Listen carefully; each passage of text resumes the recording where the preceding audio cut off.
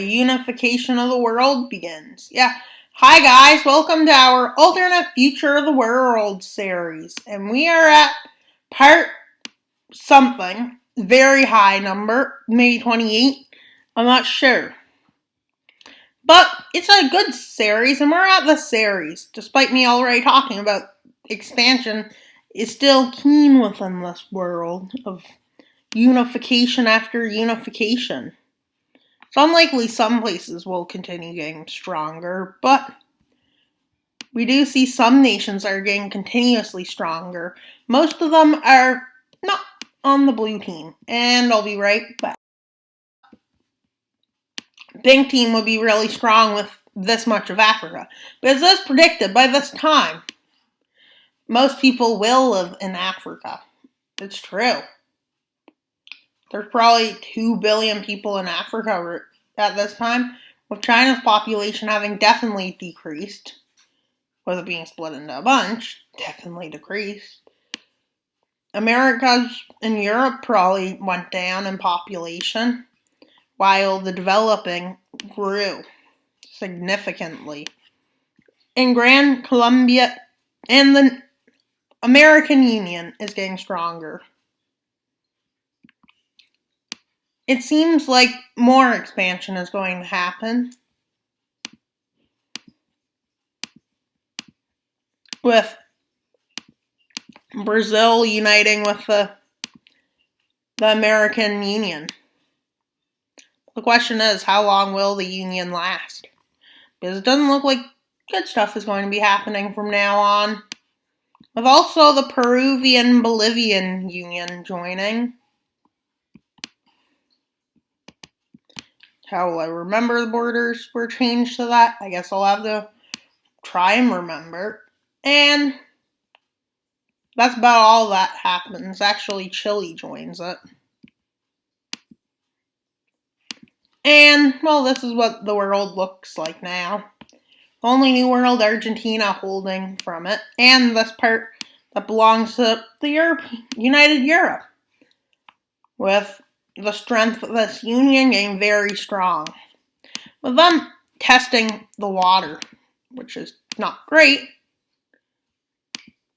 With an invasion of Algeria, who has changed to the blue team. And, well, they test this water. After testing it, they are told by the world to immediately leave. But they continue. And the world says if they don't leave now, there will be a problem. They continue to advance. The world doesn't seem to be reacting yet, because let's say it's definitely past 2100. Well, they continue their advance. They have become really strong because they have had time with the West, so they become really strong. They used to be the East African Union for a lot of this timeline I'm making, and then with both borders they have with the New World being all prepared after they decisively started, well, let's just put it mildly, a big crisis, essentially, for the world, with triggering World War 5. Yeah, a 5th World War. What were they thinking? We've had World War 3 in this series. We've had World War 4. And now we're at World War 5 with the pink team fully ready. Well, it goes really well for the for the African Union, who moves at a 10 pace in the Africa towards Europe. With them working and strengthening a lot of areas. With a high reaction to get here. With Turkish forces with reason to invade many countries. Iraq and Turkey work together to invade Kurdistan. And an advance into Armenia is made. And into the Caucasus Republic. With them managing to steadily push into Greece, take back Istanbul, which was, I don't know what it was called. They pushed in. While they also started a campaign here to connect. With this campaign up towards this Russia is steadily bringing back some lands it had under its control once. They even push into Ukraine. Oh my god, look how far they are from the water now. Well, there was also the democratic Russia that was created. And this invasion of Mongolia started. Predicted that this might be not the greatest thing. With China starting advances, but China is another spot where a lot of failures happen. With the New World starting to get ready, but I think for the last while, the world, I did say, was weakening. The American Union and European Unions have lost a lot of strength. With them moving out of 16 into Tunisia. Even entering the United Europe. They even make a landing on Italy. With the West being not in a great position in this war. Because they weren't expecting it. Well, they were, but they weren't really as strong, let's say now. Enemies now are much different than they were at the beginning.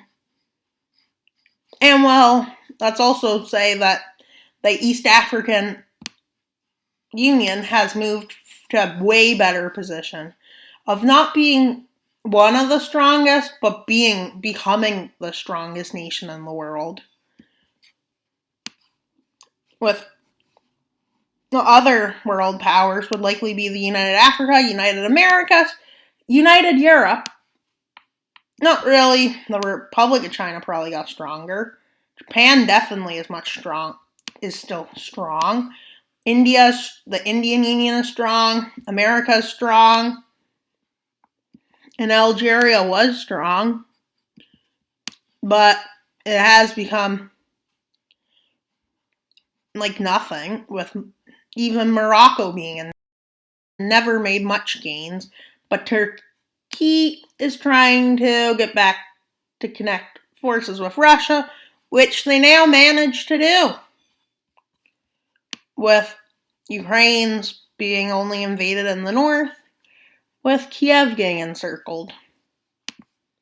What do? They do what should have happened in my timeline, which was wrong. They push them back to their border, with them actually continuing to do this. But the speed at which they do it is really slow, much slower. But eventually they manage to take where Kaliningrad used to be, splitting this union in two almost. But then they do this. They even cross the ice. I don't know how there would be ice in this time. I don't know. And the landings that were made by the African Union have gotten bigger into the Arabian Union. And then we have the Levant, which is collapsing at the seams somehow. Maybe it's because it's not Arabs invading. Because we know that didn't go so well either time, and they continue this. With the new started invasion of Iran starting to go well. And what was something I was trying to make happen? And the East African Union starts invading Morocco in the south. And with Algeria's desert being hard to fight over, and starting to cut close to getting encircled, they start telling Algerian forces to start a withdrawal, which they start to do. But in turn, this is established. they set up a stalemate there. But it's only the South that they're now worried about, which they need a stalemate. What they managed to do there, but here they don't get it as soon, but they get it once they get here. Which is pretty great, but the Arabian Union is in trouble with this Russia, this undemocratic Russia from the Civil War, starting an advance into Iran, along with Afghanistan. With India's position in a good spot for this war. And they started an advance into Afghanistan. But Russia manages to hold. With Mongolia being an invasion that goes well. With both Chinese and Russian forces taking over.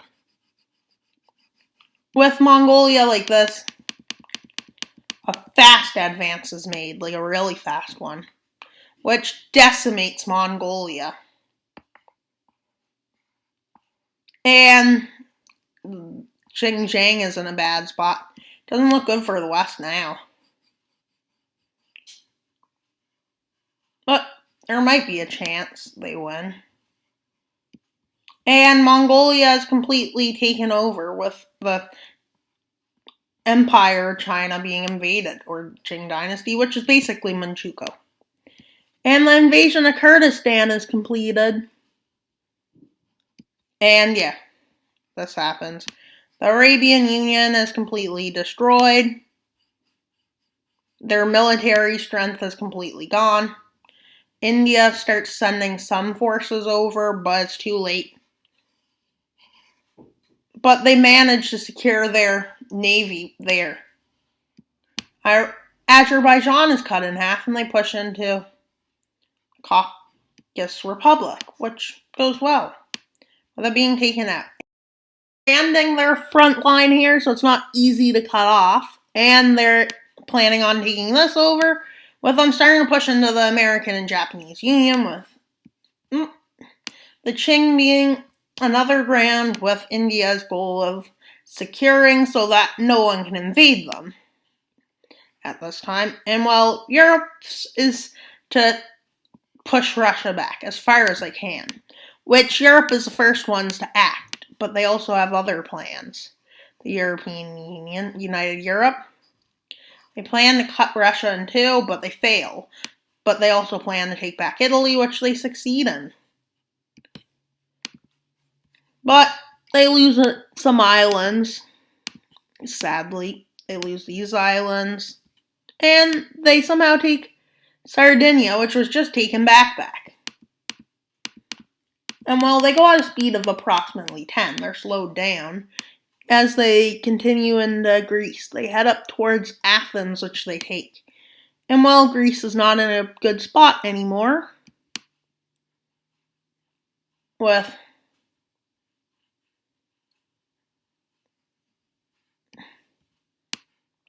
Turkey deciding to annex some land. At-war gains being made by the United Africa, and some at-war gains by Iraq and Turkey. Nobody else goes for it yet. Because they can't really. Well, the only one that's most likely to do it is Russia. But they continue their advances into Estonia, managing to take this much land and get up into the Estonian part of the European Federation.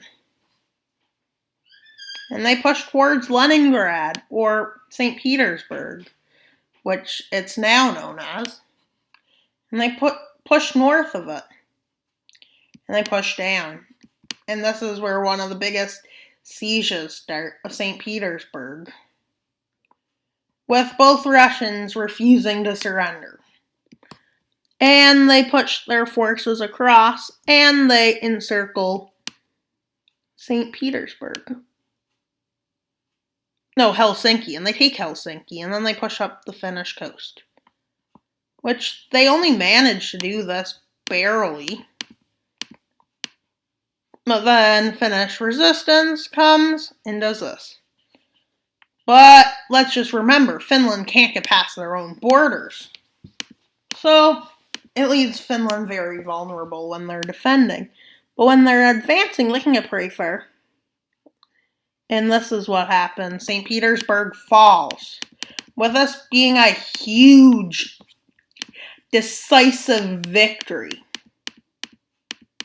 Which is not really great. But this is only World War V's beginning.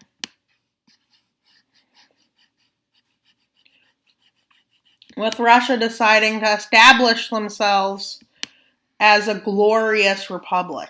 With them even invading East Turkestan, which China joins in, with the Chinese government joining in. And they basically do this. And then this happens in the north, with them pushing even further into Japan and the United Americas. With China starting an advance into this China. With them starting into Korea, taking Pyongyang and then Seoul in a few days. With this being a major decisive victory. But this angers the West into doing something that they can't succeed in. Which is basically continuing their invasion of the dictatorship of China. But they forgot one thing. It's much bigger than when they started. And stronger. And this is where a stalemate is achieved. With the Battle of Tehran breaking out. And that's no joke. Guess what? Let's look as the Battle of it breaks out. And they push their forces towards. In this unnoticeable advance. With them setting up a convoy, headed straight there, with them coming from the north in a convoy, and from the east in a convoy. The convoy goes down on two fronts, and connects, with them doing this. Battle of Tehran falls, with us being a major victory. With Iran being in a bad spot.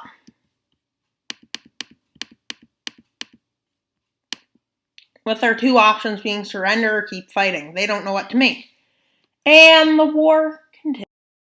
Russia starting another mega campaign into the north.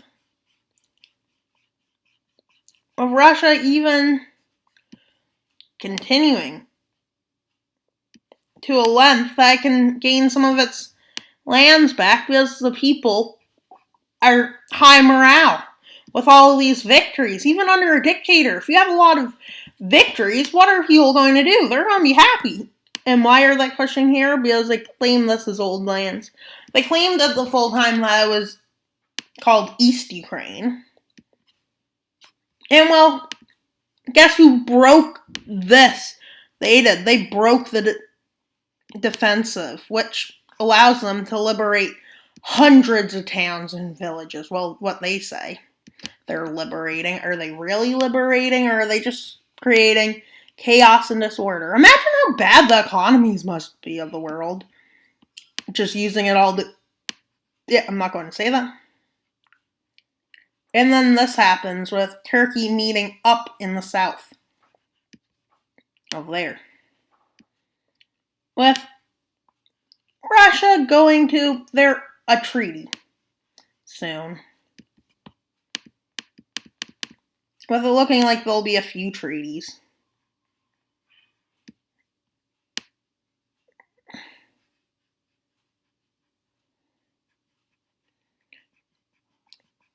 There's one thing before this. Treaty of Rabat breaks out.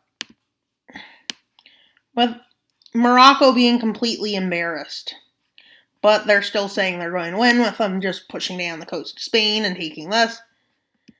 And they claim that they're going to just have united Asia, with 2 countries surrendering to the might. 2 full countries. The Arabian Union and Iran surrenders, which leads time to treaty time. And I'll be right back after this treaty. Where the American Union used to be in Europe being annexed. This, China annexes a lot. And, well, a bunch of puppets. Turkey annexes a lot. The African Union is now called the African Empire. Because it has expanded outside what an African Union is. Just saying. Really, see, Middle East, Asia. Saudi Arabia, Qatar, and Iran, Ukraine, Romania, Bulgaria, and Serbia are all puppets of Turkey, except Ukraine is a puppet of Russia. And then that's what Iraq looks like. As if Iraq will make it. Well, the West has started building weapons, but it's not going to do much. With the European campaign going actually very well. With Hungary being in a bad state. With Hungary's capital, Budapest, being taken.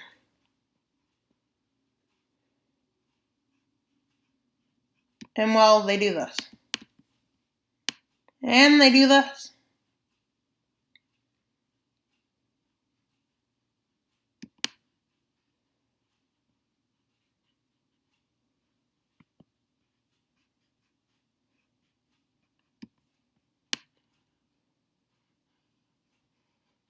With Lisbon falling, and Madrid then gets encircled and falls. And Spain and Iberia are now not in a great spot, with France and Britain starting to send in forces to get some land, hold some land, but they do lose more land, like especially the coast. With them taking over the Mediterranean with naval dominance. Like I'll put naval dominance on, but I didn't yet. Well, I guess you can tell where the naval dominance zones are. The good guys, the good guys, and the bad guys. With the American Union actually sending a first few forces to actually not doing so well. They do start arriving, but they don't do so good in the beginning few months. With this actually happening. They come, but as this happens, they do manage to get a few more of these forces, which come in handy because then they push back. China. Well, they then push into Korea, which was annexed by China. Which is like a big embarrassment, losing lands just annexed. Yeah, that's an embarrassment. But with India managing to make a nice campaign into Iran, and they reestablished some naval dominance here. So they cross here. And yeah, goes to success. But Afghanistan they have success there. With some arriving in Europe. But they don't have much effectiveness. They do manage to gain lands back in Hungary. They manage to actually They manage to set up a stalemate with Russia, and then they continue south against African Union's forces, which they establish a stalemate by Naples. They establish another stalemate here by Portugal, and they establish a stalemate here. The war looks to be achieving a stalemate, World War 5 does. But that might be like all for today's part of this, like World War 5. And I think I want to do one last thing. The forces start marching into Tibet. They also start marching into Xinjiang. They managed to get here before India kind of just tells them no. But this happens. And then, well, Tibet doesn't really move because of air dominance. But then we have the China front, which moves a bit more. I'm just finishing what's going to happen in this video, like making a nice conclusion. And this happens. Who do you think will win? Not sure yet, but I don't think anyone will win. Yeah, with American forces actually doing success here, but they don't have much more success with the East struggling to gain lands, the West struggling to change borders. Oh, this is pretty much where it brings into a big, humongous stalemate, but there's one thing that happens left. I'm actually going to show you what happens here because, well, it's like the last part with China and Russia having already agreed on how they would split this, which they agreed right here, with Russia taking more. And well, they don't believe this is how it's going to end, because that would be dumb to think that they're winning because of this. No, they aren't winning, but the West isn't winning. They're in a stalemate. Looks like this isn't going to be the final borders. To me, what I think would happen is they would continue with China, but Russia, they might be able to take some land from Russia. They might not. The African Union looks like they can take. They want it destroyed. They don't care if they have to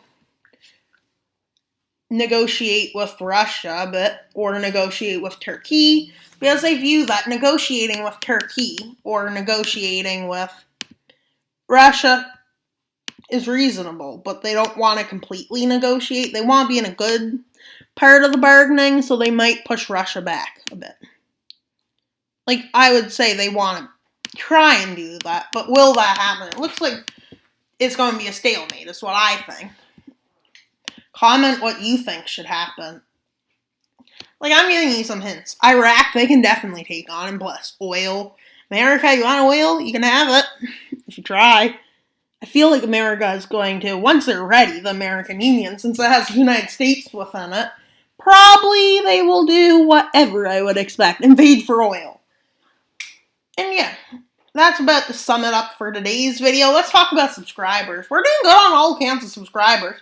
76 when I last checked, but I could have moved up, so why don't we go talk through analytics? This is how it looks on how many people have watched videos. It looks pretty good. Australia, Hungary got a lot of views. Let's see how many Guess the Flags got. Yeah, it got quite a bit. That's kind of stalled. I'm surprised how little views World Battle Royale got, considering maybe it was thumbnail. That I'm not shocked because you had to watch 17 seconds of. And that is a long video. A short video, too short. Probably is confusing YouTube. Probably. YouTube analytics is probably confused by that video. There has been a few not long videos, but that's a good size video, I think. I might have made the slides too long. I would prefer to have more. And that's still gaining views. Only 60.9% of you liked it. I'm shocked. What? Do you think it's impossible for any of this to happen? Was that before or after the Kherson offensive? I'm not sure. But I feel like it was before. After. Well, we have 76 subscribers. That's what it assumes. Let me refresh it to make sure. Well, we're still at 76. When we get to 100, we'll have another special. It'll actually be a live stream. A Dictators No Peace live stream. If you want me to conquer the world and Dictators No Peace, we can have a live stream for that. I'd say it'll be around Christmas. Hopefully we get to 100 by then. I hope. News, what affects YouTube quality? We don't need to know about that. No. Yeah. There's not much to say about subscribers.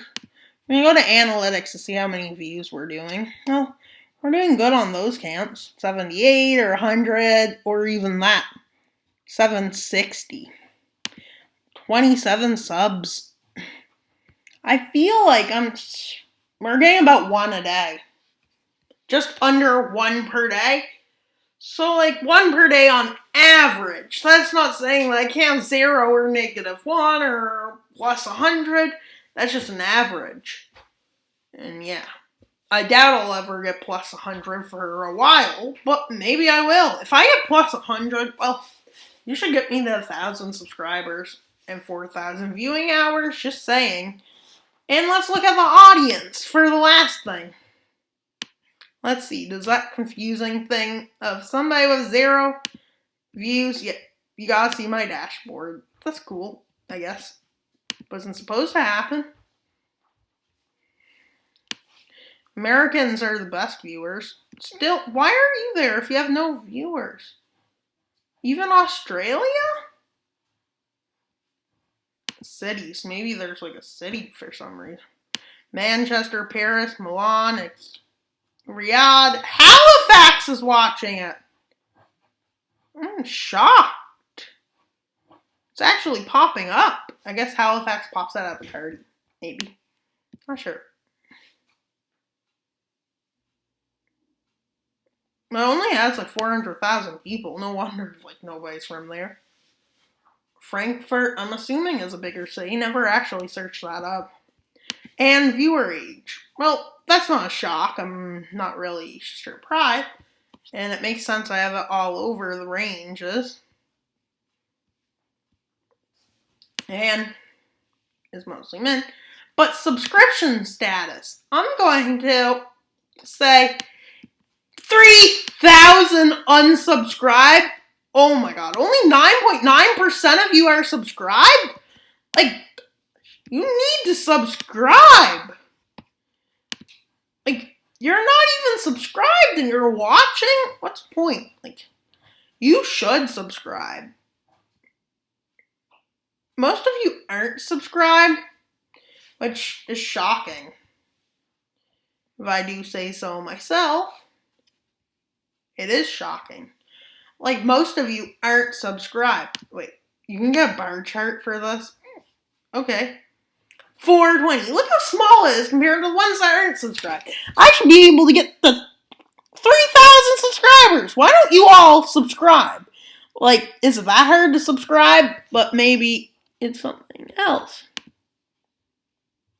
Yeah, but you should subscribe. That's why I'm asking you to subscribe. Like, you need to subscribe. If you're not subscribed, you are hindering my ability to get 100 subscribers. 420 subscribe views, so maybe you're viewing multiple times. Or maybe YouTube's lying to me and I have 420 subscribers. Doubt it, but it's possible. And yeah.